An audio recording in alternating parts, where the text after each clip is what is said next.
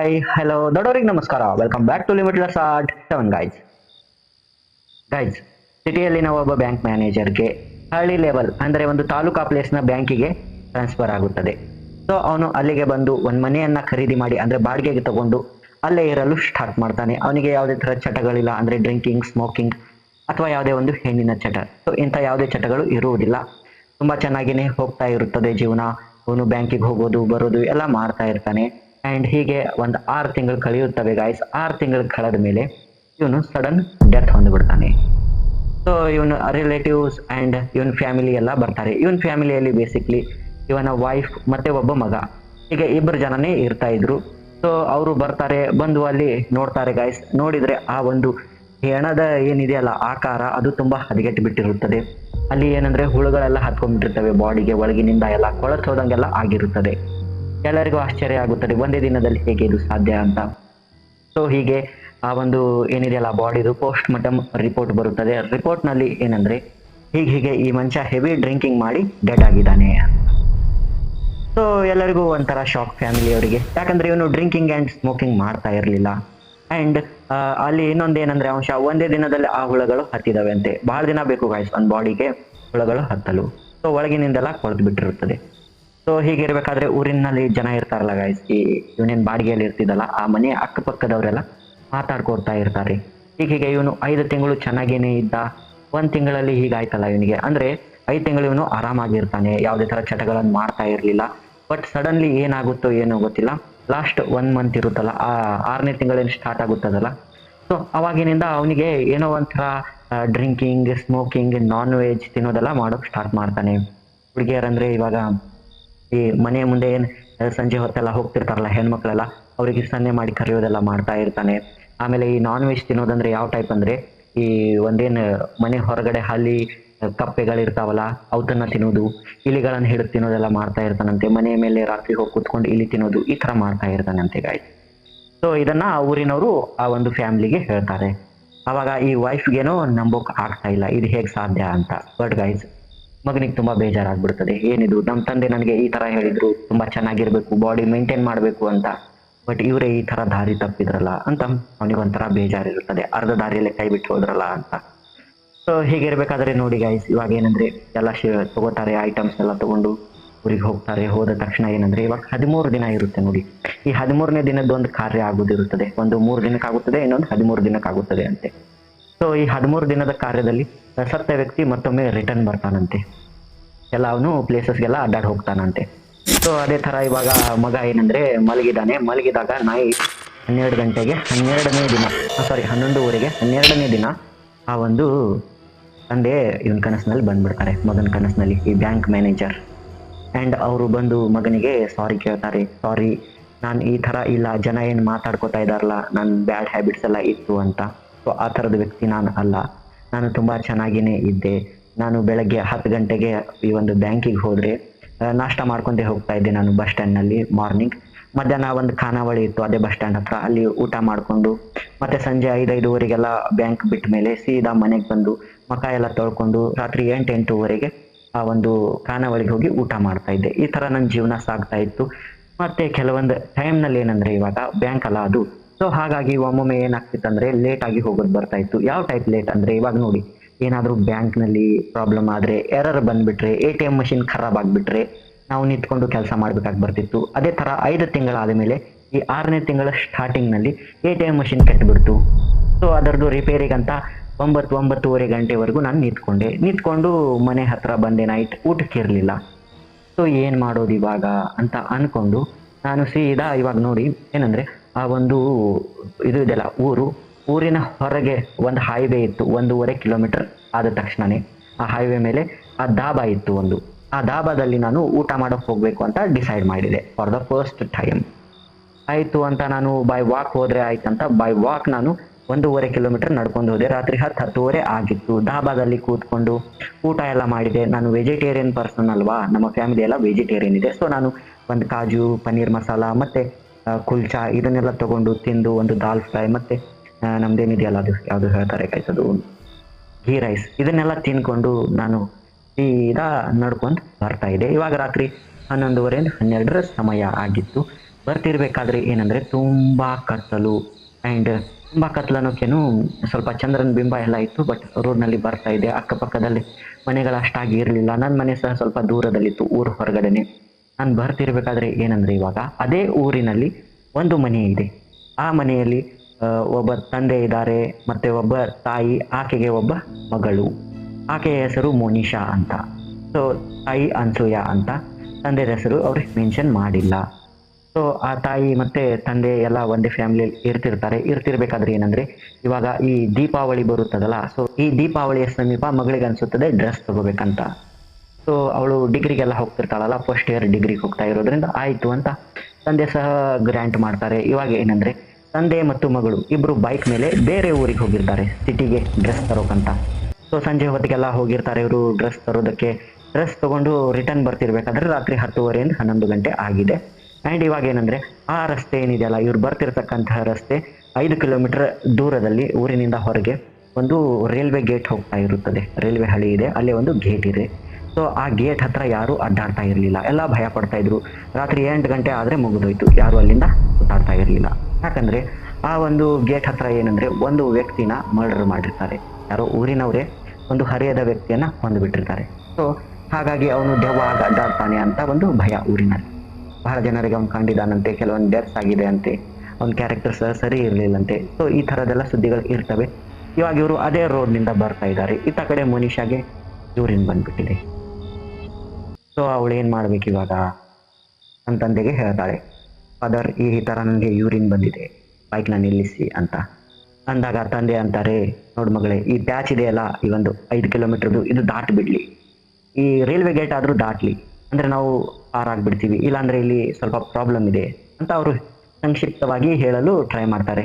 Direct ಹೇಳೋದಿಲ್ಲ ಮಗಳಿಗೆ, ಯಾಕಂದರೆ ಮಗಳು ಹೆದರ್ಕೊಂಡ್ಬಿಟ್ರಿ ಅಂತ. ಸೊ ಆವಾಗ ಆ ಮಗಳಂತಾಳೆ, ಇಲ್ಲ ಫಾದರ್, ನನ್ನ ಕಡೆಯಿಂದ ತಡ್ಕೊಳಕ್ಕೆ ಆಗ್ತಾ ಇಲ್ಲ, ಪ್ಲೀಸ್ ಸ್ಟಾಪ್ ಮಾಡಿ ಅಂತ ಬೈಕ್ನ.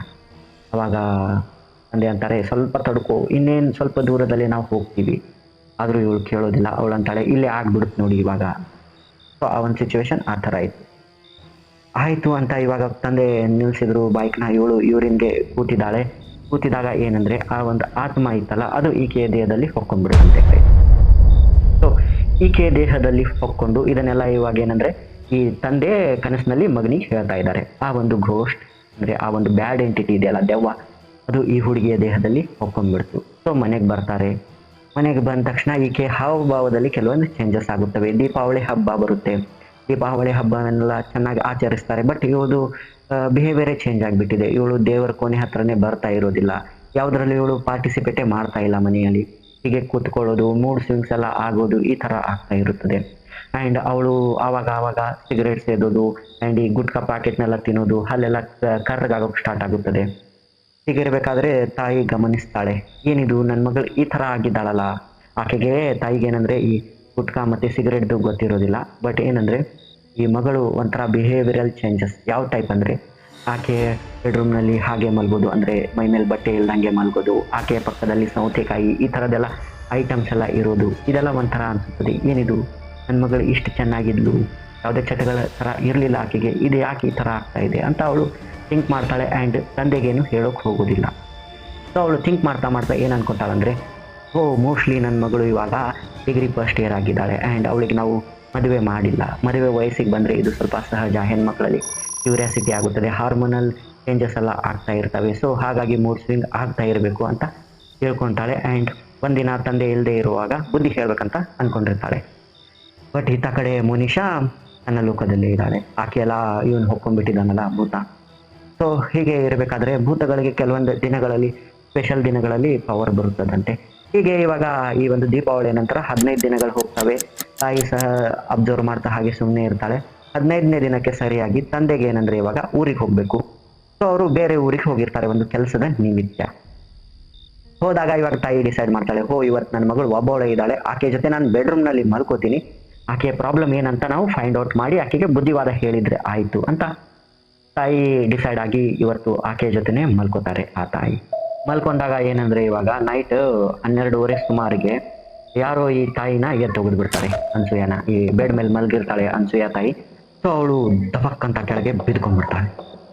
ಬಿದ್ಕೊಂಡಾಗ ತಾಯಿಗೆ ಒಂಥರ, ಏನಿದು ಯಾರು ನನ್ನನ್ನು ಈ ಥರ ಕೆಳಗೆ ಕೆಡವಿದು ಅಂತ ಅವಳು ಅತ್ತ ಕಡೆ ಇತ್ತ ಕಡೆ ಎಲ್ಲ ಕಡೆ ನೋಡ್ತಾಳೆ. ಮಗಳು ಮಾತ್ರ ಹಾಗೆ ಮಲಗಿದಾಳೆ ಮೋನಿಶಾ.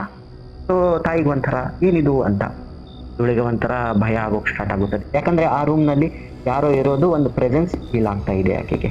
ಸೊ ಅವಳು ಭಯ ಬಿದ್ಕೊಂಡು ನಿಂತಿರ್ತಾಳೆ. ಅಷ್ಟರಲ್ಲೇ ಜೋರಾಗಿ ಕಿಟಕಿ ಡಬ್ ಡಬ್ ಡಬ್ ಡಬ್ ಬಡ್ಕೊಳಕ್ ಸ್ಟಾರ್ಟ್ ಆಗುತ್ತದೆ. ಆ್ಯಂಡ್ ಆ ಬೆಡ್ ಮೇಲೆ ಇರ್ತಕ್ಕಂಥ ಮೋನಿಶಾ ಹಾಳೆಯಲ್ಲಿ ಮೇಲೆ ಏರೋಕ್ಕೆ ಸ್ಟಾರ್ಟ್ ಮಾಡ್ತಾಳೆ. ಈ ಥರ ಮೇಲೆ ಬಂದು ಇವಾಗ ಏನಂದರೆ ಅವಳು ಮಲಗಿದಾಳಲ್ಲ, ಆಗ ಆಕೆಯ ಒಂದೊಂದೇ ಬಟ್ಟೆಗಳೆಲ್ಲ ಬೀಳೋಕ್ಕೆ ಸ್ಟಾರ್ಟ್ ಆಗ್ತವೆ ಕೆಳಗೆ. ಆ್ಯಂಡ್ ಅವಳು ಪೂರ್ಣ ನಗ್ನವಾಗಿ ಬಿಡ್ತಾಳೆ. ಆ್ಯಂಡ್ ಆಕೆ ಇವಾಗ ತುಂಬ ಚೀರ್ಕೋತಾ ಇದ್ದಾಳೆ. ಆಕೆಯ ದೇಹದಲ್ಲಿ ಬೇರೆನೇ ಏನೋ ಇದೆ ಇವಾಗ. ಸೊ ಆಕೆಯ ಪ್ರೈವೇಟ್ ಪಾರ್ಟ್ನಿಂದ ಬ್ಲಡ್ ಬೀಳೋಕ್ಕೆ ಸ್ಟಾರ್ಟ್ ಆಗುತ್ತದೆ. ಸೊ ಹೀಗೆ ಸ್ವಲ್ಪ ಹೊತ್ತಾದಮೇಲೆ ಆಕೆಯ ಏನಿದೆಯಲ್ಲ ಪಾರ್ಟ್ಗೆ, ಇವಾಗ ನೋಡಿ ನಮ್ಮ ಪಾರ್ಟ್ಗೆ ಯಾರಾದರೂ ಮುತ್ತಿಟ್ಟರೆ ಅಥವಾ ಟಚ್ ಮಾಡಿದರೆ ಈ ಥರ ಒಂದು ಇದು ಆಗುತ್ತಲ್ಲ, ಫೀಲ್ ಆಗುತ್ತಲ್ಲ, ಕಾಣುತ್ತಲ್ಲ ನಮಗೆ ಟಚ್ ಮಾಡಿದ ಮೇಲೆ ಕೆನ್ನೆಗದು ಒಳಗೆ ಹೋಗುತ್ತಲ್ಲ, ಅದು ಆ ಥರ ಕಾಣ್ತಾ ಇದೆ ತಾಯಿಗೆ. ಏನಿದು ಈ ಥರ ಯಾಕೆ ಆಗ್ತಾ ಇದೆ? ಮಗಳು ನೋಡಿದ್ರೆ ತುಂಬ ಚೀರ್ತಾ ಇದ್ದಾಳೆ, ಫುಲ್ ಎತ್ತರದಲ್ಲಿರ್ತಾಳೆ ಅವಳು ಮಗಳು. ಆ್ಯಂಡ್ ಈತ ಕಡೆ ಈ ತಾಯಿ ಚೀರಾಡೋಕೆ ಸ್ಟಾರ್ಟ್ ಮಾಡ್ತಾರೆ, ಯಾರಿದು ಏನಿದು ಅಂತ. ಯಾಕಂದರೆ ಅಲ್ಲಿ ಯಾರೂ ಕಾಣ್ತಾ ಇಲ್ಲ, ಪ್ರೆಸೆನ್ಸ್ ಮಾತ್ರ ಫೀಲ್ ಆಗ್ತಾ ಇದೆ. ಸೊ ಹೀಗೆಲ್ಲ ಇರಬೇಕಾದ್ರೆ ಇವಾಗ ಏನಂದರೆ ಸ್ವಲ್ಪ ಸಮಯದಲ್ಲಿ ಅವಳು ಧಡ್ ಅಂತ ಬೆಡ್ ಮೇಲೆ ಬಿದ್ಕೊಂಡ್ಬಿಡ್ತಾಳೆ. ಯಾರು? ಈ ಮೋನಿಶಾ. ಬಿದ್ಕೊಂಡಾಗ ಇವಳು ಮೂರ್ಛೆ ಹೋಗಿದ್ದಾಳೆ ಇವಾಗ ಮೋನಿಶಾ. ಸೊ ಇವಳು ಕೆಳಗೆ ಬಿದ್ಕೊಂಡ್ಬಿಟ್ಟಿದ್ದಾಳೆ. ಇವಾಗ ತಾಯಿ ಅನಿಸೋ ಹಾಗೆ ಇದು ತಿಳ್ಕೊಳಕ್ಕೇನು ಲೇಟ್ ಆಗೋದಿಲ್ಲ. ಅವಳೇನೋ ತಿಳ್ಕೊಂಡಿದ್ಲು ಮೊದಲು ಇದೇನೋ ಬೇರೆ ಇದೆ, ಅಂದರೆ ನಾರ್ಮಲ್ ಹಾರ್ಮೋನಲ್ ಇಂಬ್ಯಾಲೆನ್ಸ್ ಇರಬೇಕಂತ. ಬಟ್ ಇವಾಗ ಆ ತಾಯಿಗೆ ಕನ್ಫರ್ಮ್ ಆಗಿದೆ, ಇಲ್ಲ ಇದು ಏನೋ ದೊಡ್ಡದೇ ಇದೆ ಅಂತ. ಸೊ ಇದನ್ನು ಹೇಗೆ ಡೀಲ್ ಮಾಡಬೇಕು ಇವಾಗ ಅಂತ ಆಕೆಗೆ ತಿಳಿತಾ ಇಲ್ಲ.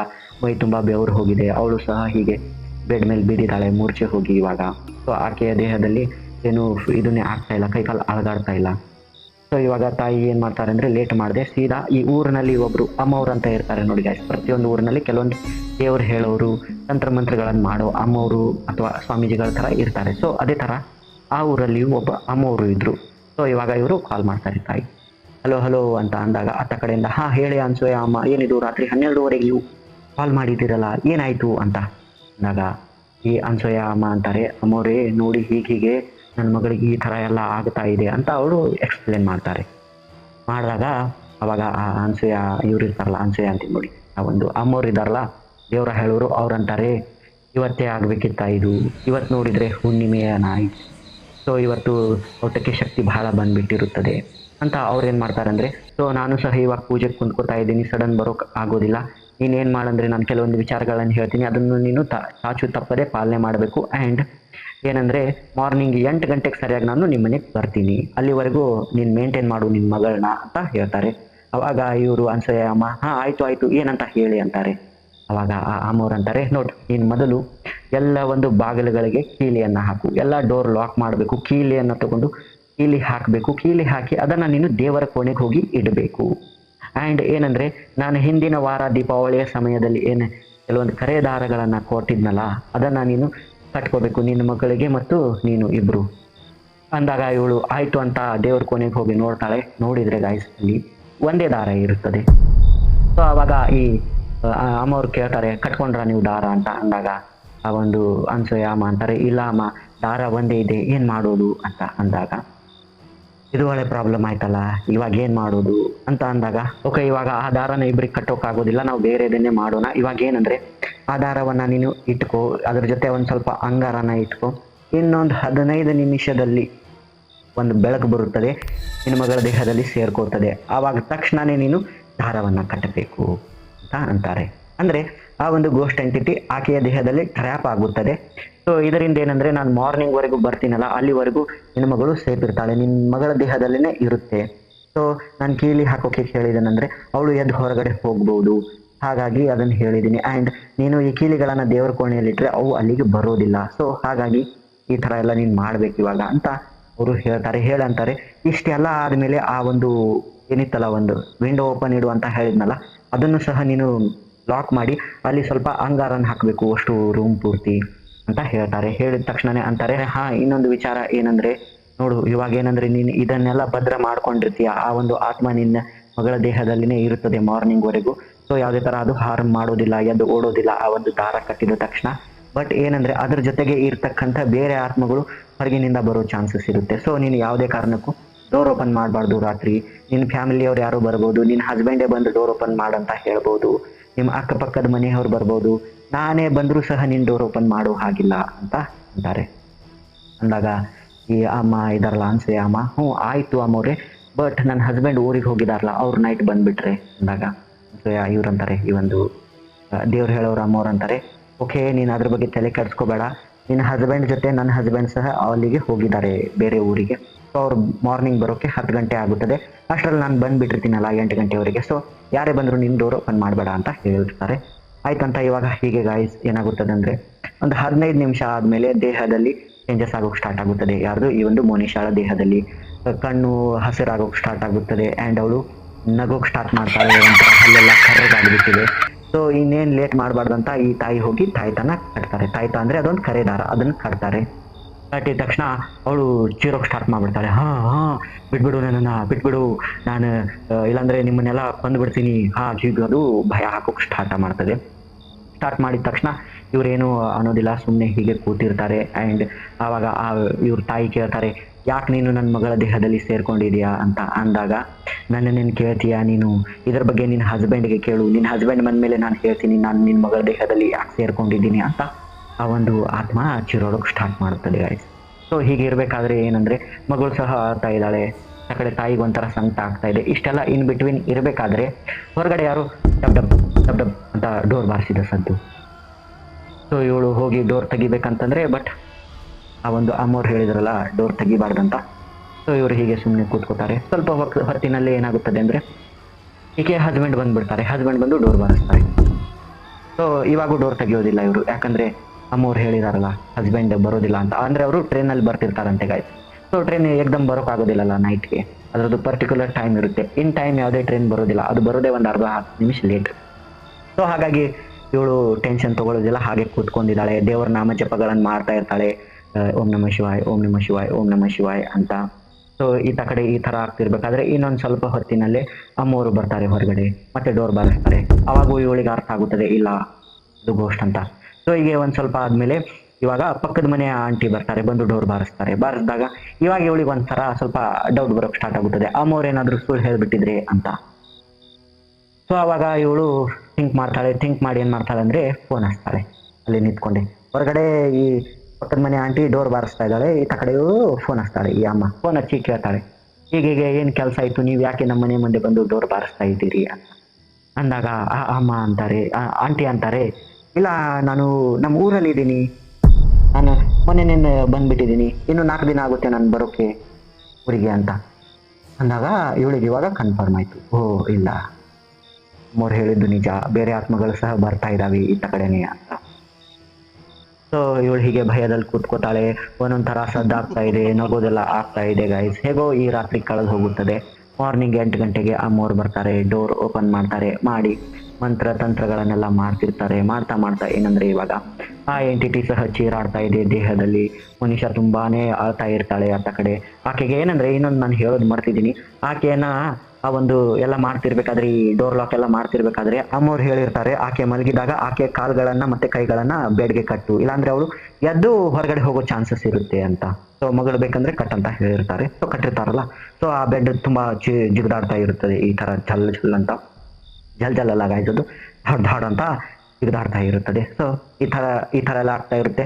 10 ಗಂಟೆಗೆ ಸರಿಯಾಗಿ ಹಸ್ಬೆಂಡ್ ಬರ್ತಾರೆ. ಹಸ್ಬೆಂಡ್ ಮತ್ತೆ ಅಮ್ಮವ್ರ ಹಸ್ಬೆಂಡ್ ಇಬ್ರು ಬರ್ತಾರೆ. ಬಂದ ತಕ್ಷಣ ಏನಂದ್ರೆ, ಇವಾಗ ಆ ಎಂಟಿಟಿಗೆ ಎಲ್ಲಿತ್ತೋ ಏನೋ ಗಾಯ್ತು ಶಕ್ತಿ ತುಂಬಾ ಬೆಡ್ ವ್ಯಕ್ತಿ ಕುಕ್ಕರ್ಸ್ಬಿಡುತ್ತದೆ. ಆ್ಯಂಡ್ ಅದು ಅಂತೆ, ಬಂದ್ಯಾ ಬಾ, ನಿನ್ ಜೀವ ನಾನು ತಕ್ಕೋತೀನಿ, ನನ್ನ ನೀನು ಯಾಕೆ ಕೊಂದೆ ಅಂತ ಅಂದಾಗ ಎಲ್ಲರಿಗೆ ಒಂಥರ ಏನಿದು, ಈ ಕೇಸ್ ಹೇಗೋ ಟರ್ನ್ ಆಯ್ತಲ್ಲ ಅಂತ.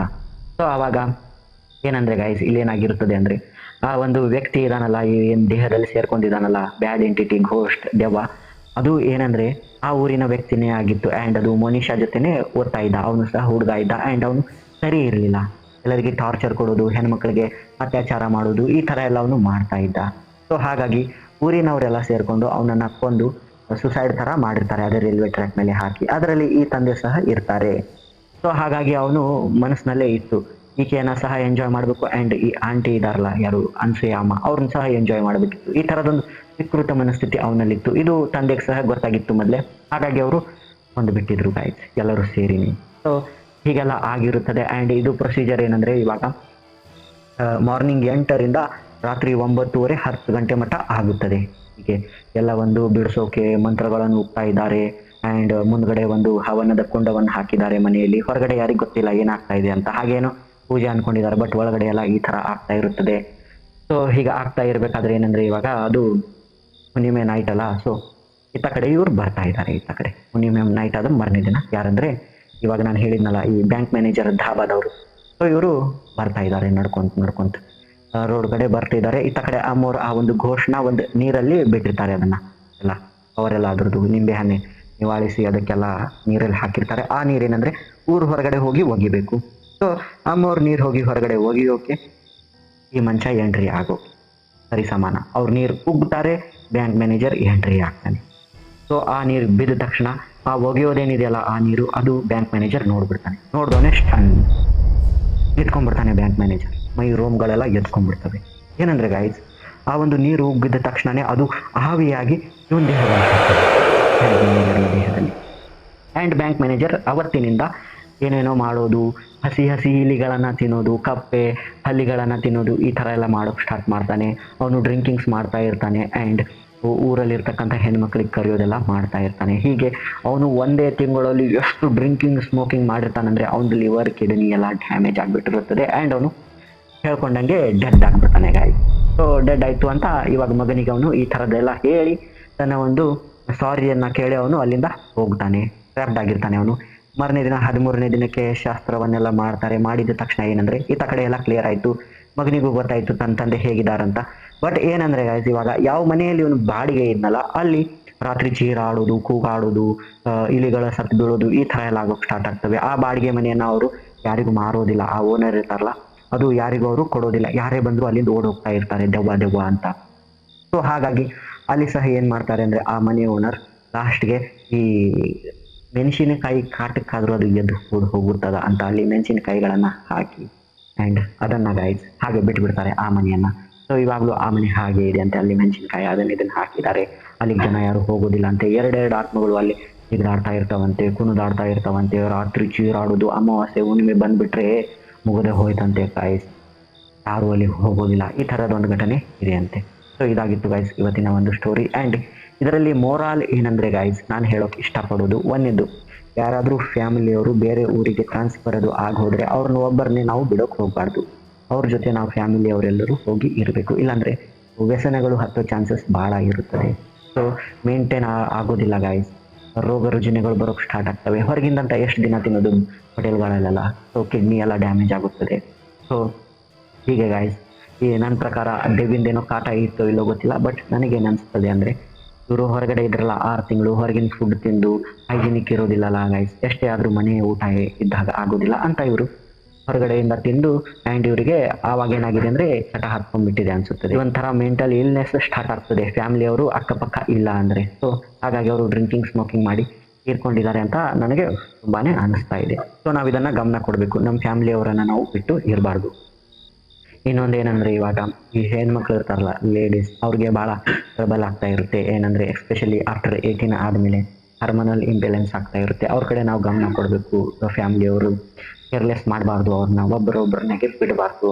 ಅವರಿಗೆ ತಿಳಿಯೋದಿಲ್ಲ ಏನಾಗ್ತಾ ಇದೆ ನನ್ನ ಬಾಡಿ ಜೊತೆ, ನನಗೆ ಈ ಥರ ಯಾಕೆ ಆಗ್ತಾ ಇದೆ ಅಂತ. ಅವರು ಸ್ವಲ್ಪ ಡಿಪ್ರೆಷನ್ಗೆ ಹೋಗೋ ಚಾನ್ಸಸ್ ಸಹ ಇರುತ್ತದೆ ಅಂತ ನನಗೆ ಇಲ್ಲಿ ಅನಿಸ್ತಾ ಇದೆ. ಯಾಕಂದರೆ ಗೈಸ್, ನಾನು ಹೇಳ್ತೀನಿ, ಸ್ಟೋರಿಯನ್ನು ಹೇಳಿಬಿಟ್ಟೆ ನಾನು, ಬಟ್ ನಂದು ಕ್ಲಾರಿಟಿ ಕೊಡಬೇಕಲ್ಲ. ನಾನು ಈ ದೇವರ ಹೇಳ್ತಾರಲ್ಲ ಗೈಸ್, ಅದನ್ನು ನಂಬೋದಿಲ್ಲ. ಓಕೆ, ದೇವ್ರದ್ದಿದೆಯಾ, ಪೂಜೆ ಮಾಡಿ, ಭಕ್ತಿ ಇರಲಿ, ದೇವರ ಆಶೀರ್ವಾದ ನಮಗೆ ಬೇಕು. ಬಟ್ ಅದೇ ಒಂದು ಮೂಢನಂಬಿಕೆ ಆಗಬಾರ್ದು. ಅದು ಬಂದು ನಮ್ಮನ್ನು ಕಾಪಾಡುತ್ತೆ ದೇವರು ಮನುಷ್ಯನ ರೂಪದಲ್ಲೇ ಬಂದು ಕಾಪಾಡೋದು. ಬಟ್ ಅದರ ವಿರುದ್ಧ ಆಗಬಾರ್ದು ಗೈಸ್. ಈ ದೇವರ ಹೇಳೋ ಥರ ಮಾಡಿ ಕೆಲವೊಂದು ಹೊಡೋದು ಕೊಲ್ಲೋ ಚಾನ್ಸಸ್ ಸಹ ಭಾಳ ಇರುತ್ತೆ. ಯಾಕಂದರೆ ಮೊದಲೇ ವೀಕ್ನೆಸ್ ಆಗಿರುತ್ತದೆ. ಸೊ ಹೀಗೇನಾದರೂ ಆದರೆ ಇನ್ ಕೇಸ್ ನೀವೇನು ಮಾಡಬೇಕಂದ್ರೆ, ಅಲ್ಲಿ ಇಲ್ಲಿ ದೇವರ ಕೇಳಿಸೋ ಬದಲು, ದೇವರು ತಂತ್ರಮಂತ್ರ ಕೇಳಿಸೋ ಬದಲು ನೀವು ಒಂದು ಸೈಕ್ಯಾಟ್ರಿಸ್ಟ್ ಅಂತ ಇರ್ತಾರಲ್ಲ ಅವರಿಗೆ ಭೇಟಿಯಾಗಿ ಕೇಳಿ ಕೌನ್ಸಿಲಿಂಗ್ ಎಲ್ಲ ಮಾಡೋದು ತುಂಬ ಒಳ್ಳೆಯದಂತ ನನ್ನ ಅಭಿಪ್ರಾಯ. ನೀವೇನಂತೀರಿ ಅನ್ನೋದನ್ನು ಕಾಮೆಂಟ್ನಲ್ಲಿ ಹೇಳಿ. ಆ್ಯಂಡ್ ಗೈಸ್, ಇನ್ನೊಂದು ಪ್ರಾಬ್ಲಮ್ ಏನು ಆಗ್ತಾ ಇದೆ ಅಂದರೆ, ನಮ್ಮ ಒಂದು ಇದರಲ್ಲಿ ಇದನ್ನು ನಾನು ಹೇಳಬಾರ್ದು, ಆದರೂ ನನಗೆ ತಡ್ಕೊಳಕ್ಕಾಗ್ತಾ ಇಲ್ಲ, ಹೇಳ್ತಾ ಇದ್ದೀನಿ. ಏನಂದರೆ, ಈ ಒಂದು ನಮ್ಮ ಕರ್ನಾಟಕದ ಬಸ್ ಸ್ಟ್ಯಾಂಡ್ಗಳೇನಿದಾವಲ್ಲ, ಗೌರ್ಮೆಂಟ್ ಬಸ್ ಸ್ಟ್ಯಾಂಡ್ಗಳು, ಅಲ್ಲೆಲ್ಲ ಈ ಟಾಯ್ಲೆಟ್ ರೂಮ್ಗಳಲ್ಲಿ ದುಡ್ಡು ಭಾಳ ಇಸ್ಕೊತಾ ಇದ್ದಾರೆ. 10 ರೂಪಾಯಿ ಎಲ್ಲ ಎತ್ತಗೋತಾ ಇದ್ದಾರೆ. ಸೊ ಮೊನ್ನೆ ಬೆಳಗಾವಿದೊಂದು ಬಸ್ಸು ಗೈಸ್, ಬೆಳಗಾವಿ ಬಸ್ ಸ್ಟ್ಯಾಂಡ್ನಲ್ಲಿ ₹10 ತಗೋತಾ ಇದ್ದಾರಂತೆ ಗೈಸ್ ಟಾಯ್ಲೆಟ್ಗೆ. ಆ್ಯಂಡ್ ಯೂರಿನ್ಗೂ ಸಹ ₹10 ಅಂತೆ, ಈ ಎಸ್ಪೆಷಲಿ ಮಹಿಳೆಯರಿಗೆ. ಸೊ ಈ ಥರದ ಘಟನೆಗಳು ಆಗಬಾರ್ದು ಗೈಸ್. ನನಗೂ ಗೊತ್ತಿಲ್ಲ ಏನದು ಅಂತ, ಯಾಕಂದರೆ ನನಗೂ ಸ್ವಲ್ಪ ಕನ್ಫ್ಯೂಷನ್ ಇದೆ. ಏನಂದರೆ ಇವಾಗ ನೋಡಿ, ಈ ಯೂರಿನ್ಗೆ ಫ್ರೀ ಇರುತ್ತಂತೆ, ಬಟ್ ಅವರು ₹2 ₹5 ತಗೋತಾರಂತೆ. ಆ್ಯಂಡ್ ಲ್ಯಾಟ್ರಿನ್ ಅಂಡ್ ಟಾಯ್ಲೆಟ್ಗೆ ₹10 ತಗೋತಾರಂತೆ ಗೈಸ್. ಸೊ ನನ್ನ ಪ್ರಕಾರ ಹೇಳ್ಬಿಡ್ತೀನಿ, ಈ ಮೂತ್ರ ವಿಸರ್ಜನೆ ಏನಿದೆಯಲ್ಲ ಅದು ಫ್ರೀ ಇದೆ. ಆ್ಯಂಡ್ ಈ ಟಾಯ್ಲೆಟ್ಗೆ ಹೋಗ್ತೀವಲ್ಲ ಅದು ₹5 ಇದೆ ಎಲ್ಲ ಕರ್ನಾಟಕದ ಬಸ್ ಸ್ಟ್ಯಾಂಡ್ಗಳಲ್ಲಿ. ಸೊ ಇದು ನನ್ನ ಅಭಿಪ್ರಾಯ ಆಗಿದೆ, ನನಗೆ ಕನ್ಫರ್ಮ್ ಗೊತ್ತಿಲ್ಲ. ಸೊ ನಾನು ಹಾಗೆ ಮಾಡ್ತಾ ಇದ್ದೆ. ನಾನು ಕಾಲೇಜ್ಗಳಲ್ಲೆಲ್ಲ ಹೋಗಬೇಕಾದ್ರೆ ಬಸ್ ಸ್ಟ್ಯಾಂಡ್ಗೆಲ್ಲ ಬಂದಾಗ ನಾನು ಏನಂದರೆ ಫ್ರೀ ಹೋಗ್ತಾ ಇದ್ದೆ. ನಾನು ಯೂರಿನ್ ಅದು ಪಾಸ್ ಮಾಡಬೇಕಂದ್ರೆ ನಾವು ಅವ್ರು ಕೇಳ್ತಾ ಇದ್ರು ದುಡ್ಡು ಕೊಡು ಅಂತ. ಎಲ್ಲ ಹೊರ ರಾಜ್ಯದವ್ರು ಇರ್ತಾ ಇದ್ರು. ನಾನು ಅವ್ರ ಜೊತೆ ಸ್ವಲ್ಪ ವಾದ ಮಾಡ್ತಾ ಇದ್ದೆ, ಫ್ರೀ ಇದ್ರು ನೀವು ಯಾಕೆ ದುಡ್ಡು ಇಸ್ಕೋತಾ ಇದ್ದೀರಿ ಅಂತ. ಸೊ ಇನ್ನೊಂದು ಏನು ಮಾಡ್ತಾರೆ ಅಂದರೆ ಅವರು ಈ ಒಂದು ಬೋರ್ಡ್ ಹಾಕಬೇಕಂತ ಇರುತ್ತೆ, ಯೂರಿನ್ ಫ್ರೀ ಆ್ಯಂಡ್ ಟಾಯ್ಲೆಟ್ ₹5 ಅಂತ. ಸೊ ಅದನ್ನು ಅವ್ರು ಬೋರ್ಡ್ ಹಾಕೋದಿಲ್ಲ ಗೈಸ್. ಸೊ ಇದೆಲ್ಲ ಇರುತ್ತದೆ, ಅದರ ಕಡೆ ನಾವು ಸ್ವಲ್ಪ ಗಮನ ಕೊಡಬೇಕು. ಯಾಕಂದರೆ ನಾವೆಲ್ಲರೂ ಸಾಮಾನ್ಯ ವ್ಯಕ್ತಿಗಳು, ಹೋಗೋದು ಬರೋದಿದ್ದು ಇರುತ್ತದೆ ಬಸ್ ಸ್ಟ್ಯಾಂಡ್ ಹತ್ರ. ಇದನ್ನು ನಾವು ಕೇರ್ಲೆಸ್ ಅಂತ ತಿಳ್ಕೊತೀವಿ. ಯಾವ ಟೈಪ್ ಕೇರ್ಲೆಸ್ ಅಂದರೆ, ಹೋಗಲಿ ಬಿಡು ನಮ್ಮ ಮರ್ಯಾದೆನೇ ಹೋಗುತ್ತದೆ, ಏನಿದು ಯೂರಿನ್ ಸಲುವಾಗಿ ಪಡೆದಾಡೋದಂತ ನಾವು ಅದನ್ನು ಹಾಗೆ ಇಟ್ಕೊಂಡು ಕೂತ್ಕೊಂಡ್ಬಿಡ್ತೀವಿ. ಎಲ್ಲಾದರೂ ಪ್ಲೇಸ್ ಸಿಕ್ಕರೆ ಯಾರೇ ಜನ ಇರಲ್ಲ ಅಲ್ಲಿ ಹೋಗಿ ನಾವು ಯೂರಿನ್ ಮಾಡ್ಬೋದು ಅಂತ. ಬಟ್ ಹಾಗೆ ಮಾಡಬಾರ್ದು ಗೈಸ್, ಯಾಕಂದರೆ ಕಿಡ್ನಿ ಡ್ಯಾಮೇಜ್ ಆಗಿಬಿಡುತ್ತದೆ ಹಾಗೂ ಯೂರಿನ್ ಶೇಖರಣೆ ಮಾಡ್ಕೊಂಡು ಇಟ್ಕೊಂಡ್ರೆ ಒಳಗಡೆ. ಸೊ ಹಾಗಾಗಿ ನಾನು ಹೇಳ್ತೀನಿ, ಇದ್ರ ಬಗ್ಗೆ ಗಮನ ಕೊಡ್ಬೇಕು ನಾವೆಲ್ಲರೂ ಆದಷ್ಟು. ಏನಂದರೆ ಫ್ರೀ ಯೂರಿನ್ ಇದೆ ಆ್ಯಂಡ್ ನಾವು ಫ್ರೀ ಯೂರಿನ್ ಮಾಡಬೇಕು. ಅಕಸ್ಮಾತ್ ಟಾಯ್ಲೆಟ್ಗೆ ಬಂದರೆ ಅದನ್ನು ನಾವು ₹5 ಕೊಡೋದು, ಇದು ಇದೆ ನನ್ನ ಪ್ರಕಾರ. ಇದು ನಾನು ತಪ್ಪು ಆಗಿರ್ಬೋದು ಗೈಸ್, ನನ್ನ ಪ್ರಕಾರ ಈ ಥರ ಇದೆ. ರಿಯಾಲಿಟಿ ಏನನ್ನೋದನ್ನು ನೀವು ಕಾಮೆಂಟ್ನಲ್ಲಿ ಹೇಳಿ. ಆ್ಯಂಡ್ ಆದಷ್ಟು ಇದನ್ನು ಎಲ್ಲರಿಗೂ ಹೇಳಿ. ಈ ವಿಡಿಯೋ ಮುಖಾಂತರ ತಲುಪಿಸ್ತಿರೋ ಗೊತ್ತಿಲ್ಲ, ಅದ್ರ ಬದಲಿ ನೀವು ನಿಮ್ಮ ಬಾಯಿಯಿಂದಾನೇ ಹೇಳಿ ಎಲ್ಲ ಜನತೆಗಳಿಗೆ, ಈ ಥರ ಇದೆ. ನಾವು ಬಸ್ ಸ್ಟ್ಯಾಂಡ್ನಲ್ಲಿ ಹೋಗೋಕ್ಕೆ ಹೆದರ್ತೀವಿ ಗೈಸ್. ಕೆಲವೊಂದು ಟೈಮ್ ಭಾಳ ಜನರನ್ನು ನೋಡಿದ್ದೀವಿ, ನನ್ನ ಫ್ರೆಂಡ್ಸ್ ಸಹ ಹಾಗೆ ಮಾಡ್ತಾಯಿದ್ರು, ಎಲ್ಲಿ ₹1 ಸಲುವಾಗಿ ಹೊಡೆದಾಡೋದು ಅಂತ. ಓಕೆ ಗೈಸ್, ಆ ಥರ ನಾವು ಮಾಡಬಾರ್ದು. ಬಟ್ ಏನಂದರೆ ನಮ್ಮ ಕಡೆಯಿಂದ ಏನಾದರೂ ದುಡ್ಡು ಕೊಡಬೇಕು, ಸ್ವಚ್ಛತೆ ಸುಲಭ ಶೌಚಾಲಯಗಳಲ್ಲೆಲ್ಲ ಅಂದರೆ ನಾವು 1000 ಏನು ಗೈಸ್, ಲಕ್ಷಗಟ್ಟಲೆ ಕೊಡ್ಬೋದು ಸ್ವಚ್ಛತೆಗಾಗಿ. ಬಟ್ ಅವ್ರೇನು ಮಾಡ್ತಾರಲ್ಲ ಅದು ತಪ್ಪಂತೀನಿ ನಾನು. ಭ್ರಷ್ಟಾಚಾರ ರೀತಿ ಆಗ್ಬಿಡ್ತದೆ, ಸ್ಮಾಲ್ ಭ್ರಷ್ಟಾಚಾರ ದೊಡ್ಡದಾಗುತ್ತೆ. ಅದೇ ₹1 ಕೂಡಿಸಿದ್ರೆ 1 ಕೋಟಿ ಅಂತೆ, 1 ಕೋಟಿ ಕಡೆ 1 ಕೋಟಿ ಜನರಿಗೆ ಇಸ್ಕೊಂಡ್ರೆ. ಸೊ ಈ ಥರ ಇದೆ ಗಾಯ್ಸ್. ಸೊ ಈ ಸ್ಟೋರಿ ಹೇಗಿತ್ತಂತ ಕಮೆಂಟ್ನಲ್ಲಿ ಹೇಳಿ ಗಾಯ್ಸ್. ಆ್ಯಂಡ್ ನನ್ನ ಚಾನಲ್ನ ಸಬ್ಸ್ಕ್ರೈಬ್ ಎಲ್ಲ ಮಾಡ್ತಾ ಇರೋದಕ್ಕೆ ತುಂಬ ಹೃದಯದ ಧನ್ಯವಾದಗಳು ಹೇಳ್ತಾ, ಥ್ಯಾಂಕ್ ಯು ಗಾಯ್ಸ್.